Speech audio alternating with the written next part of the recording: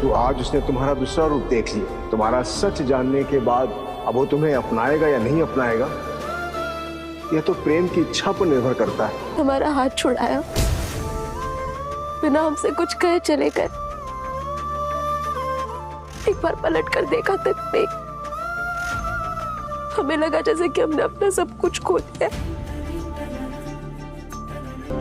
तो मैंने तुम्हारी चोट देखी। जैसे प्रेम बोलता है कि मैं तुम्हें कहीं छोड़कर नहीं गया। जैसे ही मुझे होश आया, मेरी आँख खुली तो मैंने देखा कि तुम्हारे हाथ पर एक घाव लगा हुआ है जिसमें कि खून जमा हुआ था।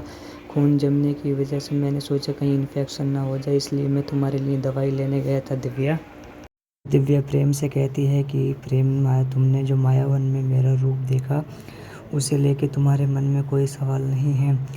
तो प्रेम बोलता है मैं उस टाइम बहुत डर गया था तुम्हारा रूप देखकर। बोलता है कि मैं इसलिए डर गया था क्योंकि मैं तुम्हें हमेशा के लिए खो ना दूँ, इसलिए मैं बहुत डर गया था। मुझे ये डर इस बात का नहीं था कि तुम मुझे मार दोगी, मुझे डर इस बात का था मैं तुम्हें खो ना दूँ, हमेशा के लिए खो ना दूँ। फिर दिव्या कहती है कि मैं ऐसा कभी नहीं होने दूँगी, मैं कभी दूर नहीं जाने दूँगी। प्रेम कहता है कि मेरे मन में बस एक ही सवाल है दिव्या, तुम बताओ जो मायावन में मायावी औरत है वो तुम्हें क्यों मारना चाहती है? ऐसा क्या है जो तुम्हें वो मारना चाहती है? क्यों? मुझे इस चीज़ का जवाब दो दिव्या। प्रेम से कहती है मैं तुम्हें सब कुछ बताऊंगी, मुझे 2 दिन का टाइम दे दो, कुछ अधूरा काम है मेरा, मैं उसको पूरा कर लूँ। पर प्रेम बोलता है मुझे तुम पर पूरा भरोसा है दिव्या। प्रेम दिव्या को लेकर घर चला जाता है और गांव वाले लोग बहुत नाराज़ होते हैं, बोलते हैं इसमें कोई काली शक्ति है, हम इसे मार देंगे, इसे यहाँ रहने नहीं देंगे। फिर अगर इसमें कोई काली शक्ति या काला साया होता है और तो ये वापस क्यों आती? इसमें कोई काली शक्ति होती क्या ये मेरे साथ वापस आती? प्रेम इसको घर लेके आ जाता है। वाले दिव्या को तलवार और चाकू से मारने की कोशिश करते हैं, पर वहाँ पर प्रेम आ जाता है। गांव वाले बोलते हैं इसमें कोई काली शक्ति है, हाँ इसे मारो मारो। पर प्रेम उसके सामने खड़ा होता है, बोलता है तुम लोगों को मैं प्यार से समझा रहा हूँ, पर गाँव वाले नहीं मानते, मारने की कोशिश करते हैं। फिर प्रेम जमकर सबकी धुलाई करता है, एक एक करके सबकी धुलाई करता है।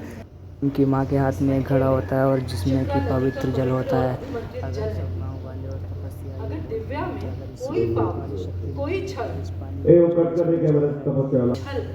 या काली शक्ति है तो इस जल के तेज से, इस जल के तेज का ये सामना नहीं कर पाएगी और चीख पड़ेगी, जिससे ये साबित हो जाएगा कि इसके अंदर काली शक्ति है। तुम्हें कितनी बार अपनी उसका सबूत देना पड़ेगा।